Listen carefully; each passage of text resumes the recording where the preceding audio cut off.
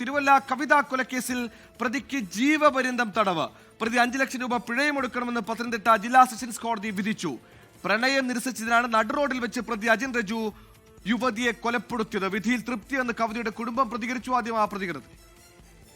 അപ്പം സന്തോഷം തോന്നി, സങ്കടവും തോന്നി. നിറഞ്ഞു ചെയ്യാം. അവൻ എൻ്റെ കുഞ്ഞിനെ ഇല്ലാതാക്കിയവന് അതുപോലുള്ള ശിക്ഷയായിരുന്നു കൊടുക്കേണ്ടത്. നമുക്ക് പറയാവുന്നല്ലേ പറ്റത്തുള്ളൂ. വധശിക്ഷ പ്രതീക്ഷിച്ചിരുന്ന പരമാവധി ശിക്ഷ കൊടുത്തെന്ന് ഞാൻ വിശ്വസിക്കുന്നു. തൃപ്തന. സലീം മാലിക് പത്തനംതിട്ടയിൽ നിന്ന് വിവരങ്ങളുമായി ചേർന്നു. സലീം, ഒരു പ്രണയാഭ്യർത്ഥനയ്ക്ക് നോ എന്ന് പറഞ്ഞതിന് നടുറോഡിൽ കുത്തി പരിക്കേൽപ്പിച്ച ശേഷം പെട്രോൾ ഒഴിച്ച് തീ കൊളുത്തി ചുട്ടുകൊന്ന കേസിൽ ആ നരാധവൻ ഇപ്പോൾ ജീവപര്യന്തത്തിന് തീർപ്പ് വന്നിരിക്കുന്നു. എന്താണ് വിശദാംശങ്ങൾ?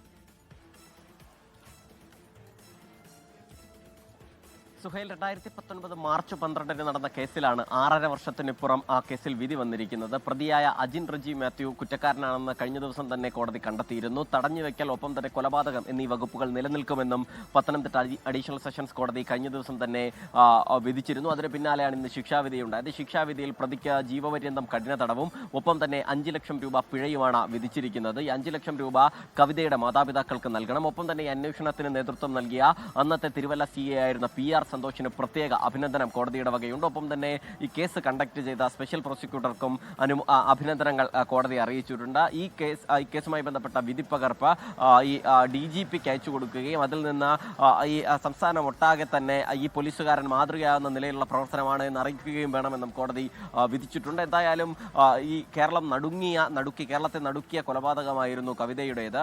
2019 മാർച്ച് 12 പട്ടാപ്പകൽ 9:10 തിരുവല്ല ചിലങ്ക ജംഗ്ഷനിൽ വെച്ച് ഈ അജിൻ റജി മാത്യു കവിതയെ ബസ്സിൽ നിന്നും ഫോളോ ചെയ്ത് ബസ്സിലൊപ്പം ഒരേ ബസ്സിൽ വന്ന് ഇറങ്ങി. അതിനുശേഷം അവിടെ നിന്നും ഈ പഠിക്കാൻ പോകുന്ന സ്ഥാപനത്തിലേക്ക് നടന്നു പോകുന്ന കവിതയുടെ പിറകെ പോയി വഴക്കുണ്ടാക്കുകയും അതിനുശേഷം തർക്കത്തിലേർപ്പെടുകയും ചെയ്തത്. അതിന് പിന്നാലെ കത്തിയെടുത്ത് വയറ്റിൽ കുത്തുകയായിരുന്നു. കുത്തുകൊണ്ട് പിടഞ്ഞു നിൽക്കുന്ന അതേ സമയത്ത് ബാഗിൽ കരുതിയിരുന്ന പെട്രോൾ ഒഴിച്ച് ദേഹത്തേക്കൊഴിച്ച് ലൈറ്റർ ഉപയോഗിച്ച് തീ കൊളുത്തുകയായിരുന്നു. തീ കൊളുത്തിയതിനു ശേഷം ഈ കവിത മുന്നോട്ടേക്ക് ഓടിപ്പോയെങ്കിലും അപ്പോഴും ഒരു കൂസലുമില്ലാതെ പ്രതി അവിടെ നിൽക്കുന്നുണ്ടായിരുന്നു. അതിന് പിന്നാലെ ഈ ആളുകൾ ഈ തീ കത്തുന്നത് കണ്ടാണ് ആളുകൾ വെള്ളമൊഴിച്ച് ഈ കവിതയുടെ ശരീരത്തിലേക്ക് വെള്ളമൊഴിക്കുകയും ആ തീ കെടുത്തുകയും ചെയ്തത്. അപ്പോൾ തന്നെ 70% പൊള്ളലേറ്റിരുന്നു. അതിന് പിന്നാലെ നാട്ടുകാർ തന്നെയാണ് പ്രതിയെ പിടികൂടിയത്.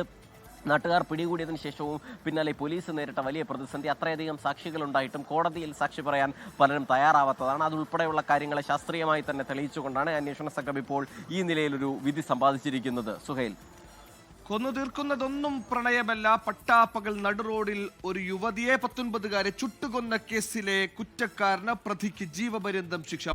ലോകത്തെവിടെയായാലും ഏത് സമയത്തും 24 വാർത്തകളും ഓഗ്മെന്റഡ് റിയാലിറ്റി പാക്കേജുകളും എക്സ്പ്ലെയിനറുകളും വിശദമായി കാണാൻ ഞങ്ങളുടെ YouTube ചാനൽ നിങ്ങൾക്ക് സബ്സ്ക്രൈബ് ചെയ്യാം.